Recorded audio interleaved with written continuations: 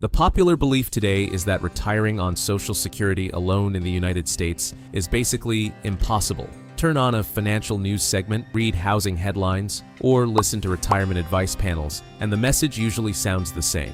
Unless you saved aggressively for decades, retirement will require a second income or a dramatic downsizing. But that conclusion depends heavily on where you look. Over the past several years, housing costs have surged across major metro areas and traditional retirement hotspots. At the same time, hundreds of smaller towns across the American interior have seen far slower population growth and far less pressure on their housing markets. That difference quietly changes the math. Across the heartland, there are still communities where modest home prices, predictable taxes, and manageable everyday expenses allow retirees to live primarily on Social Security income. The lifestyle is simpler and the pace is slower, but the monthly numbers can still work. This ranking focuses on towns where housing remains grounded, living costs stay relatively predictable, and retirees can realistically manage a fixed income without constant financial pressure. Let's begin the countdown. Number 7, Fort Madison, Iowa. Fort Madison has long carried the reputation of being a quiet Mississippi River town, where not much changes from one year to the next. For retirees watching their monthly budget carefully, that stability can actually become an advantage. Housing prices here have remained relatively restrained compared with many Midwestern markets. Much of the housing stock was built decades ago, which means buyers can still find well-constructed homes priced far below what retirees might encounter in faster-growing regions. Property taxes in Iowa are not especially low, but in smaller communities like Fort Madison, they tend to rise gradually rather than jumping dramatically.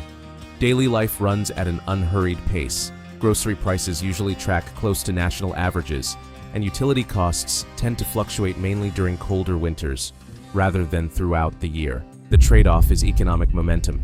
Fort Madison is not attracting waves of young professionals or major corporate relocations, which means job growth moves slowly. For retirees, however, that slower growth often helps keep housing demand modest and affordability intact. Number 6, Coffeyville, Kansas. Coffeyville is the type of town many travelers pass through without realizing they just crossed one of the more affordable housing markets left in the region.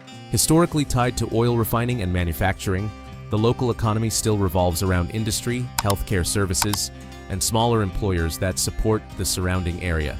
That economic structure helps keep employment relatively steady without triggering the kind of rapid population growth that pushes housing prices upward. Homes here often sit on larger lots and were built in decades when durability mattered more than design trends. For retirees, that usually means more space for less money, even if the interior occasionally reminds you that the home has been standing for a while. The main trade-off involves convenience. Major hospitals, specialized healthcare, and larger shopping districts often require trips to nearby cities, meaning longer drives become part of everyday life. Still, compared with Fort Madison, Coffeyville frequently offers slightly lower housing pressure and even more breathing room in the monthly budget. We come to number 5, Sedalia, Missouri.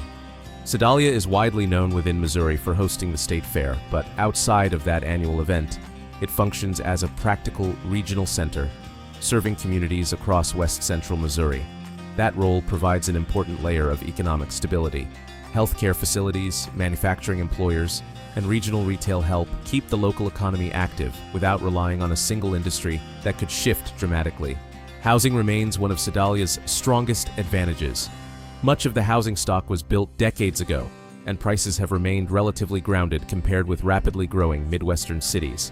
Missouri's tax environment can also be moderately friendly to retirees depending on income sources, which helps maintain a manageable overall cost structure. The trade-off mostly comes down to lifestyle pace. Entertainment options exist but remain limited, nightlife is quiet, and public transportation is minimal. Most residents rely on a car for daily errands.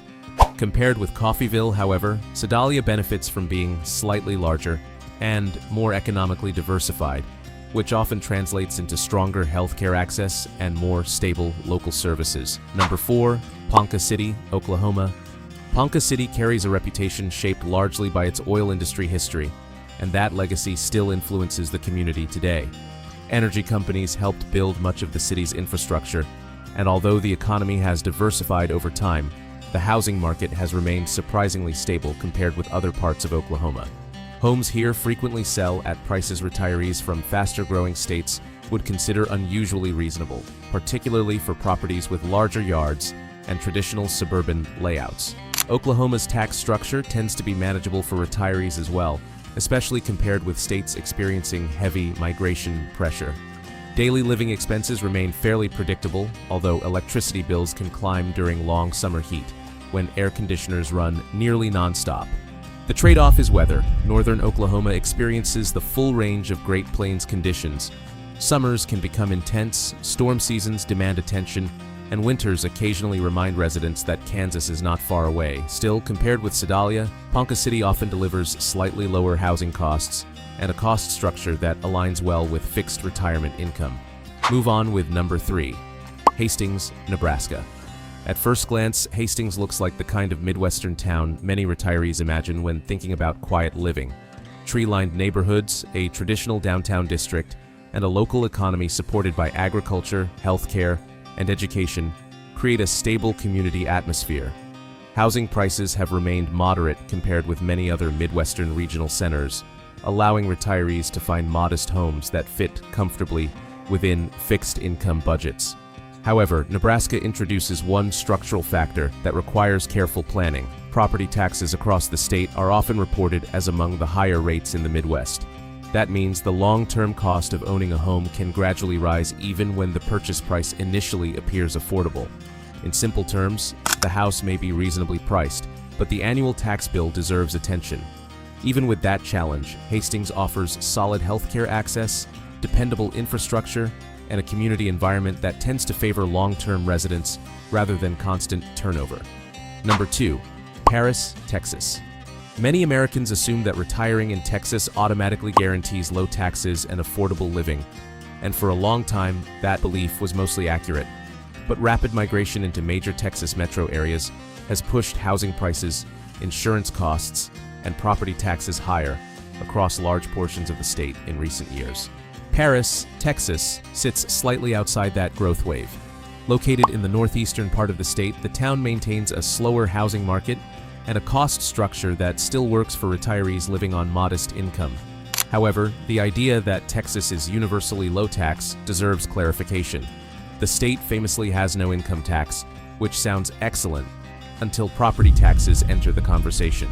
In many counties, those taxes can land noticeably higher than retirees initially expect. Paris still works financially because housing prices remain relatively grounded, keeping the overall cost of living manageable even after property taxes are considered.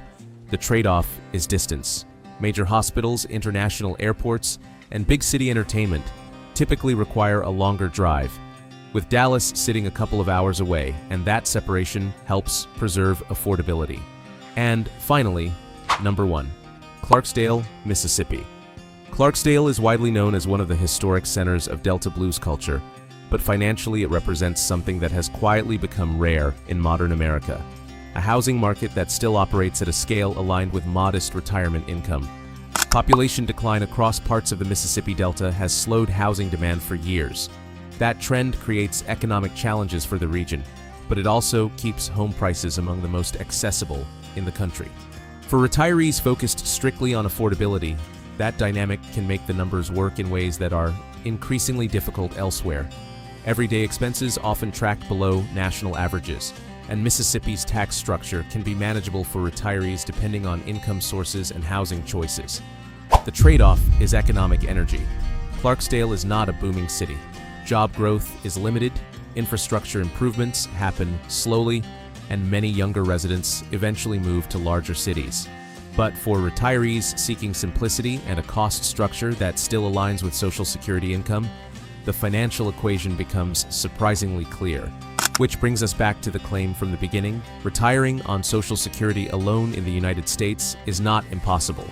It simply requires looking beyond crowded retirement hotspots and toward quieter towns where slower growth keeps living costs within reach.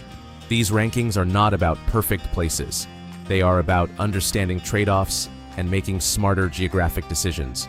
If you prefer clear analysis over relocation hype, subscribing is probably the rational move, because the next ranking looks at small American cities where property taxes are rising faster than many retirees expect. quietly and sometimes very quickly.